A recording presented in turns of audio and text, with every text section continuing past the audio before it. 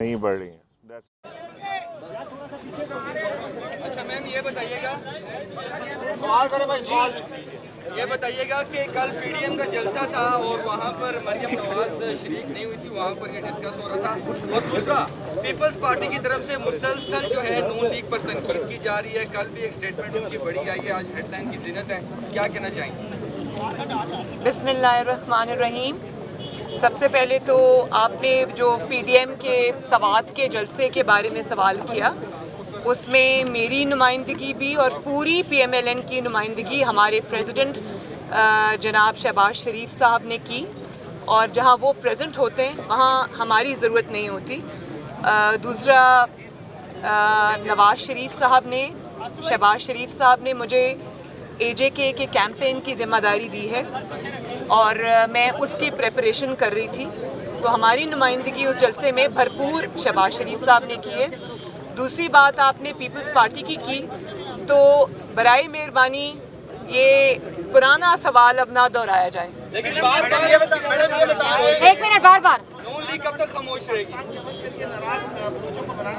نون league یہ کھڑی آپ کے سامنے بول رہی ہے. پیپلز پارٹی کا جواب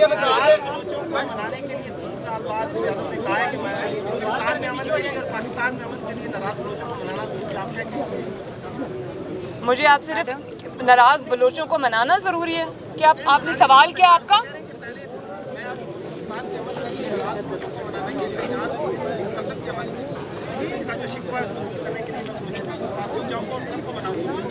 سب سے پہلے تو آپ کو پھر ہزارہ برادری میں ان کے پاس جانا چاہیے تھا نا. وہ بھی کوئٹہ کے لوگ تھے اور وہ بھی بلوچستان میں رہ رہے تھے, آپ کو پکار رہے تھے اور آپ کہہ رہے تھے کہ میں لاشوں سے بلیک میل نہیں ہوں گا. تو اگر آپ کے کال و فیل میں تضاد ہوگا تو اس سے بلوچستان اور دور جائے گا, نزدیک نہیں آئے گا. لیکن میں اس بات کی حامی ہوں کہ جو بھی ان کے تحفظات ہیں, ان کے گریونسز ہیں, ان کو دور کرنا چاہیے, ان کو پاکستان کے ساتھ جوڑ کے رکھنا چاہیے. وہ پاکستانی اتنے ہی ہیں جتنے آپ اور میں ہیں, تو یہ اس کا ازالہ ہونا چاہیے. باری جی, یہ بتا دیں پی ڈی ایم بنی جمعی استعفوں کی بات, یہ عمل درآمد نہیں ہوا, لانگ مارچ کی بات, یہ عمل درآمد ہوتا نظر نہیں آ رہا. کہ ایسا تو نہیں کہ پی ڈی ایم کیا ہو گئی ہے؟ ڈیل ہو گئی ہے. جس طرح شہباز شریف بجٹ اجلاس میں بھی نہیں آئے اور اپوزیشن فیملی بننے جا رہی ہے. نہیں, یہ تو بہت, میں کیا آپ لوگ ہر بات میں ڈیل نکال کے لے آتے ہیں, تو یہ تو میرا خیال ہے نامناسب سوال ہے. کیوں ڈیل ہوگی بھائی, اور کس کے ساتھ ہوگی؟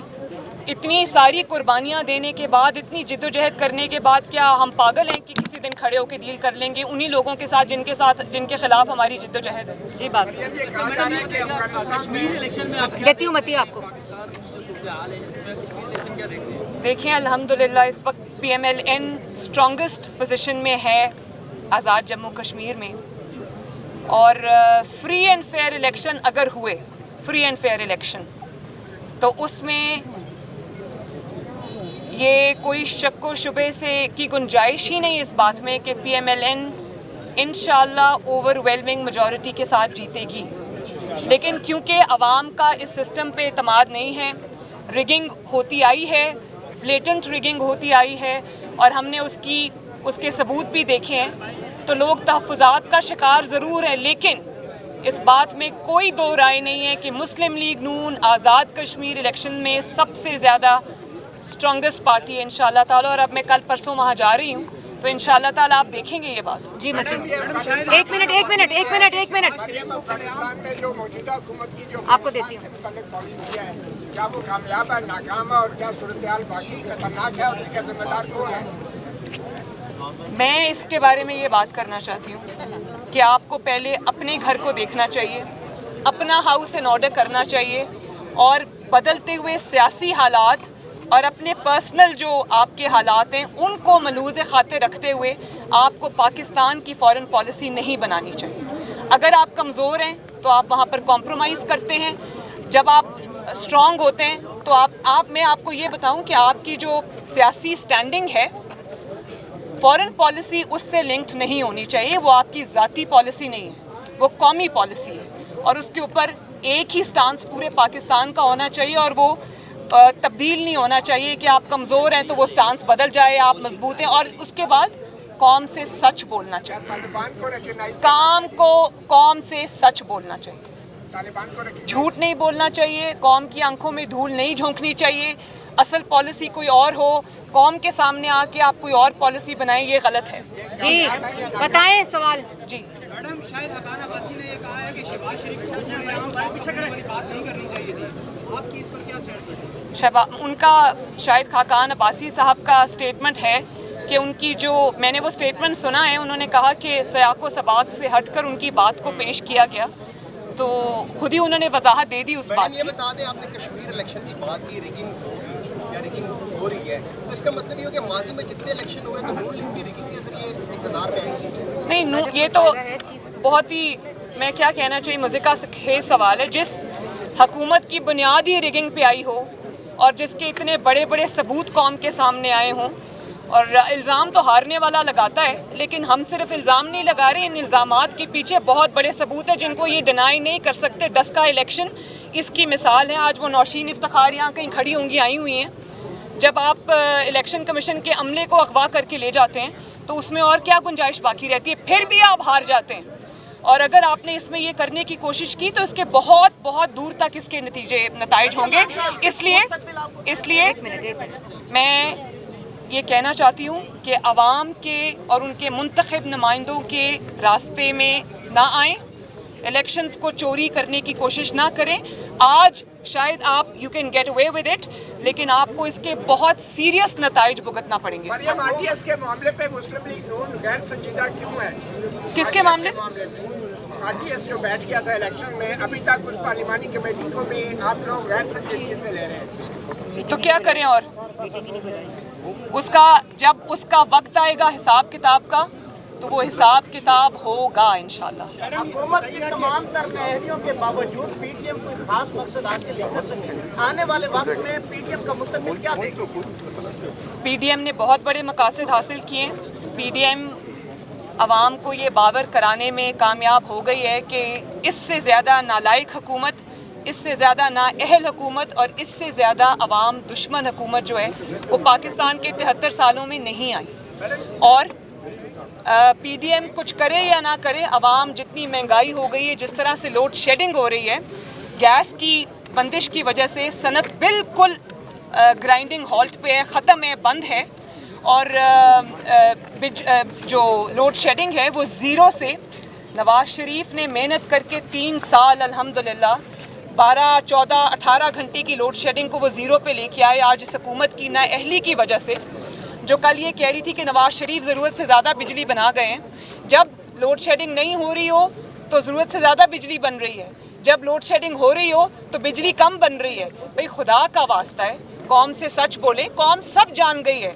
तो बड़ा अच्छा है, कौम के सामने इनकी हकीकत आ गई, उसके लिए पीडीएम की जरूरत नहीं है। आखिरी सवाल। इजलास हो रहा था एक जानिब और दूसरी जानिब वज़ीर-ए-आज़म इसराइल की तारीफें कर रहे थे, कि ऐसा तो नहीं लग रहा कि इसराइल को तस्लीम करने की तैयारी कर ली गई है? मुझे ऐसा ही लग रहा है, और अगर ऐसा नहीं है तो सच क्योंकि बहुत सारी न्यूज़ एजेंसीज़, बहुत सारे लोग इस चीज़ को रिपोर्ट कर रहे हैं और कोई डिनायल नहीं आ रहा। और अगर ऐसा है तो कौम को बताएं ताकि कौम अपना फ़ैसला ले। ये आपका पर्सनल फ़ैसला नहीं है कि आपने अगर दोस्ती करनी है तो ये आप नहीं कर सकते, क्योंकि ये आपका ज़ाती फ़ैसला नहीं, ये 22 करोड़ आवाम का फ़ैसला है। उनको एतमाद में ले और सच बताएं उनको। बस आखिरी सवाल है ये। अल्लाह ताला को पता है, लेकिन इंशाअल्लाह ताला ये हुकूमत जब जाएगी दोबारा नहीं आएगी। जी आखिरी सवाल को क्या फरमा रहे हैं?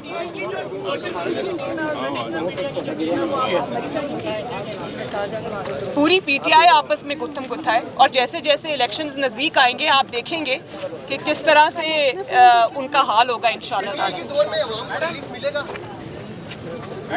आप मुझे खुद आप बताएं, आपको रिलीफ मिला है पीटीआई के दौर में? आपको तो ना सिर्फ आपका किचन का खर्चा बढ़ गया है, आपकी लोड शेडिंग बढ़ गई है, बल्कि आप सहाफ़ी हजरात के तो मुंह बंद करने के जिस तरह से किया जा रहा है वो भी बहुत शर्मनाक है। मैं नदीम मलिक साहब का जो FIA का नोटिस आया है, मैं उस पर भी बात करना चाहती हूँ कि FIA का नोटिस जो है बजाय इसके कि उन लोगों को जाता जिन्होंने मरहूम अरशद मलिक साहब को ब्लैकमेल किया, तो जो असल इशू सामने लाने वाले लोग हैं उनको नोटिस नहीं जाना चाहिए था। अगर आपको नोटिस भेजना है और तहकीकात करनी है तो इस चीज़ की करें कि एक जज को किस तरह उसकी पुरानी वीडियो दिखा के ब्लैकमेल किया गया और बेगुनाह नवाज शरीफ को झूठी सज़ा दिलाने की कोशिश की गई, इस चीज़ की तहकीकात होनी चाहिए। मैडम ये बता दें, आपके लोग कह रहे हैं कि एस्टेब्लिशमेंट के पास इमरान खान के अलावा कोई चॉइस नहीं है, क्यों कह रहे हैं कि उसके अलावा और बंदा कोई भी नहीं है? चॉइस सिर्फ और सिर्फ अवाम की होनी चाहिए। इस्टेब्लिशमेंट की चॉइस कोई मायने नहीं रखती। इस्टेब्लिशमेंट की चॉइस जब इमरान खान की सूरत में कौम पर मुसल्लत की जाती है, उसका जो नतीजा है वो आज पूरी कौम ने देख लिया। चले आ जाए। बस थैंक यू।